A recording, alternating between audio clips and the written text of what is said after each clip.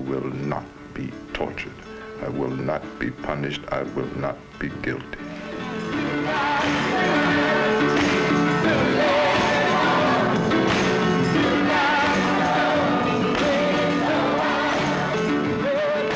Welcome to Chiller Thriller, also known as Horror for Scared People.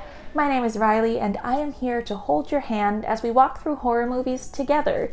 If you find that you're interested in the nitty-gritty of what goes on in these movies, but aren't really in the headspace to check one out on your own, I've got you. We don't judge here. Today we will be talking about Ganja Hess, a low-budget experimental film from the 70s that is up in the ranks of greatest vampire movies of all time. This was my first time seeing the movie, and I was really enjoying it in a mostly casual way.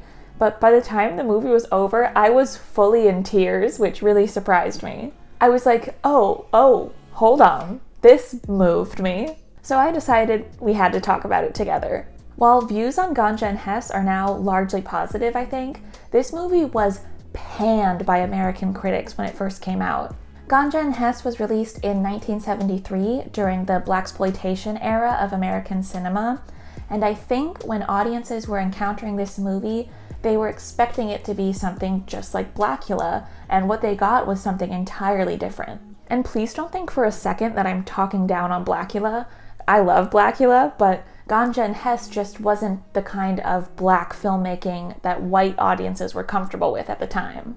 Instead, Ganja Hess is this incredibly atmospheric and philosophical movie that really takes its time and gets in your head. But you can hear all about that and more in the documentary Horror Noir, A History of Black Horror, which is streaming on Shudder right now. All that being said, it's not an incredibly in-your-face scary movie, and as a result, there was only one certified jump scare that I took note of. And since this intro is long enough as it is, let's roll that singular timestamp here. So, while the jump scares are nearly non-existent, Ganja Hess is still a vampire movie, so you better believe this thing is blood-soaked. Luckily, for the more squeamish viewer, as a result of its age, the gore and blood in Ganja Hess doesn't look all that realistic, so it shouldn't churn your stomach too much.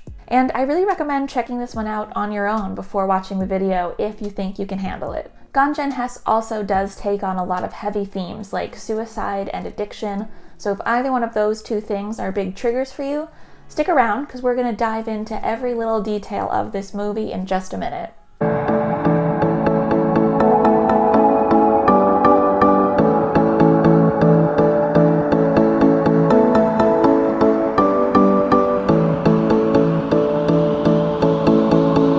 Right off the bat, the vibes of Ganja Hess are impeccable. I fell into the camp of people who assumed this was going to be like a Blackula sort of thing, but as soon as that title card came on, I saw just how wrong I was. The movie opens up in a church with a group of people worshiping, immediately setting us up for how important the theme of religion is going to be in this movie. The Reverend reveals that he also works part-time as a chauffeur for none other than Dr. Hess Green, played by the incredible Dwayne Jones.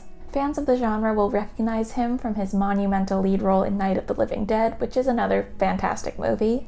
Sadly though, Hess was his only other lead role besides Night of the Living Dead, but at least he knows how to pick them. The introduction of Hess brings us to Part 1, Victim, which lays out the biggest theme throughout this whole movie, which is addiction. The Reverend explains to us that as an addict, he's not a criminal, he's a victim. Rather than being addicted to alcohol or hard drugs, however, Hess is addicted to blood, and we're about to find out just how that came to be as Hess returns home to meet with his research assistant, George Maida. The role of Maida is played by writer-director of Ganja Hess, Bill Gunn, and I feel like that's the only way this role could have worked, because it's really complicated and intricate, and I feel like it just needed the writer to play it. Hess and Maida are studying the ancient African Myrthian nation, who were historically known for drinking blood. The men discuss the difference between the desire to drink blood versus the need to drink blood versus the hunger to drink blood, which Maida argues is a separate idea entirely. We also see Hess fiddling with a dagger, which we will later learn belonged to the Myrthians and was used in their ceremonies. Late that night, Hess finds Maida sitting in a tree with a noose tied to it. Now, I don't need to explain the weight of seeing two black men framed in a shot like this, and the significance isn't lost on Hess either, who knows what will happen to him if Maida's body were to be found on his property, and implores him to come down. There's no possible way for you to know this, but I'm the only colored on the block. You see, and if another black man washes ashore around here, you can believe the authorities will drag me out for questioning. The men go inside and discuss Maida's suicidal ideation in depth, including a past failed attempt of his. So if that's something that's really upsetting to you, just look out for that. Frank discussions of suicide like this between two black men is something somewhat rare to see on screen to this day, let alone in the early 70s, and it also offers some more complicated ideas to this movie's themes of victimhood. The murderer let the victim go. It was like cat and mouse game. You understand that?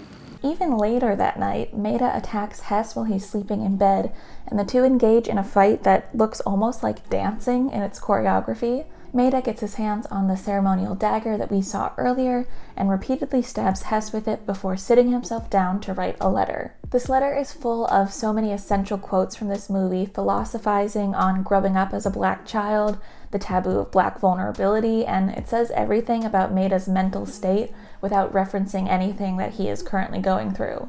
You are the despised of the earth. It's beautifully written and performed by Bill Gunn and is a great example of soliloquy on film. But now it's tubby time, and also this includes the single most disturbing moment of the entire movie, when Maida brushes his teeth using his own bath water. Now, I am a bath aficionado. I love taking baths, very knowledgeable on baths. Is this something that people do? Has anyone in the world ever done this before? Because it's just foul. Sadly though, the next thing we see is Maida taking out a gun, shooting himself, and dying by suicide. Hess quickly rushes into the bathroom, but wait a minute, isn't he dead? Didn't he just get stabbed? Just kidding, we all knew where this was going. The ceremonial dagger was cursed, and Hess has now become a vampire. And he proves it by lapping up Maida's blood from the ground. And sure, maybe the blood doesn't look very real, but the way this scene is framed and edited is still something really haunting, despite the lack of realism in the blood.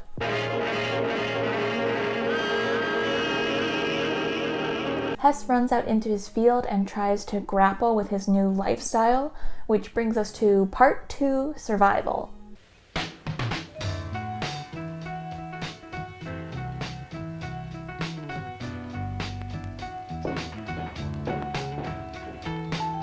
I just think that transition is so good, I wanted to play as much of it as I could get away with.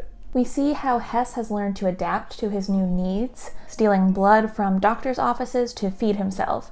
And it really seems like he's living his best life, likely a representation of the highs an addict may feel while using that comes before the inevitable come down. We see hints of this impending downward tilt at this very fancy party Hess is hosting at his estate.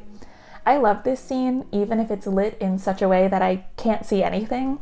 I just enjoy seeing this unapologetic display of Hess's affluence and sophisticated education, but the cracks begin to show as he sneaks away from everybody else to feed. We next see Hess hanging out in a bar where he catches the attention of a beautiful young woman. She approaches him, and after some brief small talk, he goes to bed with her. The two only get as far as some passionate necking, however, as a group of men that appeared to have followed them from the bar burst in and stab Hess in the back. They messed with the wrong vampire though, because he's gotten tired of his frozen meals and is looking for something a little fresher. He doesn't stop with just the men, and we also see him kill the woman he went to bed with. Insert joke here about meal prepping. Sorry. After the turmoil of this big feed, we're brought to Part 3, Letting Go. Hess receives a call from Ganja Maida, George Maida's wife, wondering where her husband is. A fair question, but one that Hess is in no mood to answer. Look, Mrs. Maida, I have had a very difficult morning, and if I've had a very difficult fucking 6 months. Ganja reveals that she flew into town to look for her husband, but doesn't have enough money to stay at a hotel. So in a very bold move, Hess offers to have her picked up in a limousine and brought back to his house to stay with him. She shows up, and surprise, surprise, Ganja is a very beautiful woman, played by Marlene Clark, and what are these two extremely hot people going to do in this big house all by themselves? They're gonna bone. Jeans on, let's get freaky. Hess proceeds to hide his blood drinking from Ganja as they carry on with their relationship. And boy, do they carry on. They have sex all over this house, and they have a downright pornographic encounter with this cherry that they're eating over breakfast. Who knew looking for your missing husband could be such a horny experience? But, I mean, to be fair, we've all seen Dwayne Jones, so I get it. One evening, Ganja intends on making a nice dinner for her and Hess, and she goes down into the cellar to get a bottle of wine, which is where she finds the dead body of her husband. After a very tense dinner that night, we get another incredible monologue, this time delivered by Ganja, detailing her upbringing with a very distant mother and how that led to her always prioritizing taking care of herself. Because that day I decided that I would provide for Ganja, always. And this serves as an explanation for why she decides to stay with Hess despite all that she now knows. We get another really fun transition as we cut to Ganja and Hess just being silly and goofing off.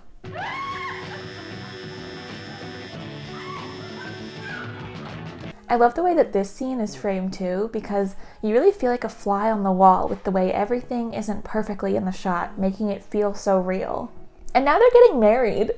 I thought that this was a very sudden development, but I almost don't mind just because of how much I enjoyed watching the two of them dispose of a dead body while their wedding vows play over it. I just think that's fun. Ganja, wilt thou have this man to be thy husband, and wilt thou pledge thy troth to him? Hess seems a little bewildered by this course of events too, asking Ganja if she's really sure about this relationship. This is another scene that I love a lot because it's sincerely really funny and has a lot of iconic lines. Everybody's some kind of freak. There's even a 69 joke that I was so unprepared for, I was nearly clutching my pearls. Or let's follow nature and celebrate the body in all 69 positions. Then we get what I think is the crux of why we have so many romantic vampire films, when Hess says, You know I want you to live forever.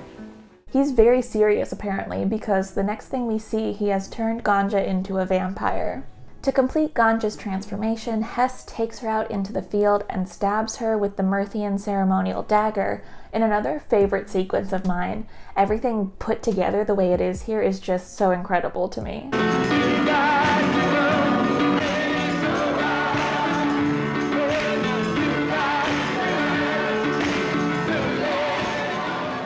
Now fully transformed, Ganja is distraught, for lack of a better word, and Hess arrives to bring her her first feeding of blood. And let me just say, this shot of him coming up in the elevator is the first time he looks like a straight up vampire to me. I love it. In an effort to make Ganja feel better, Hess brings over a guest for dinner. And it seems to have worked, because before we know it, Ganja and this young man are getting at it in a prolonged sex scene. Well, at least it starts as a sex scene, but in reality, this is just Ganja's first live feeding. This one is messy and it's bloody and it feels like it goes on for so long, and it really works to put you in Ganja's headspace, which is a place I don't want to be right now. Ganja and Hess dispose of the young man's dead body in their little matching outfits, but even so, it's a lot less fun than it was before when they were disposing of bodies. Ganja's doubts seem to have rubbed off on Hess a little bit, as he reads to her a passage about how nothing can truly survive in the shadows. We next find ourselves at a service with the congressional from the movie's opening, and Hess arrives as the choir is singing You've Got to Learn to Let It Go.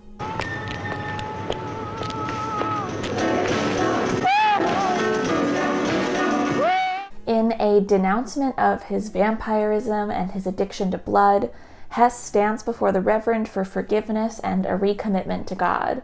There's some really masterful tension going on here, where you're just waiting for the Reverend to touch Hess, where I realized I was holding my breath until he finally put hands on him, and then I just deflated.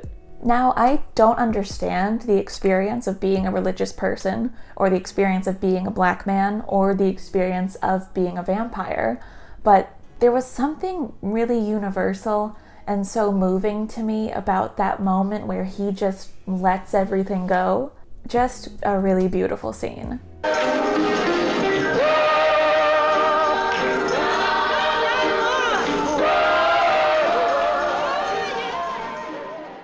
Hess runs home and dies by suicide by standing in front of a cross while Ganja watches on.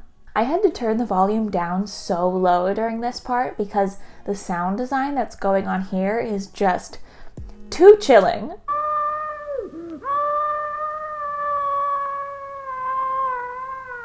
And that just leaves Ganja trapped in this lifestyle that I don't think she understood the full scope of when she agreed to it. Hess's body is removed from the home, and Ganja looks out of the window only to see the man she had fed on earlier running across the yard towards her. Ganja looks directly into the camera with a smile, and the credits roll.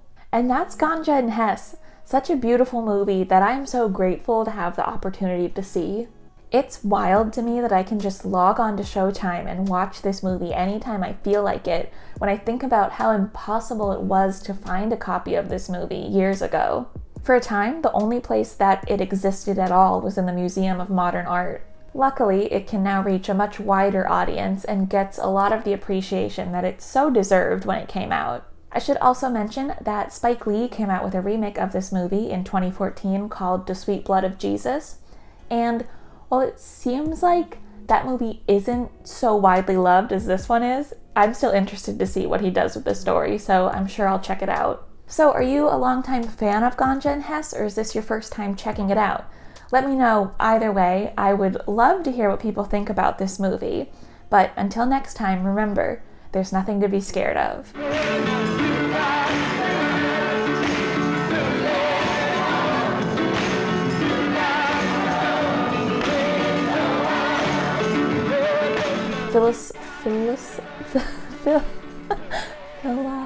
Philosophizing.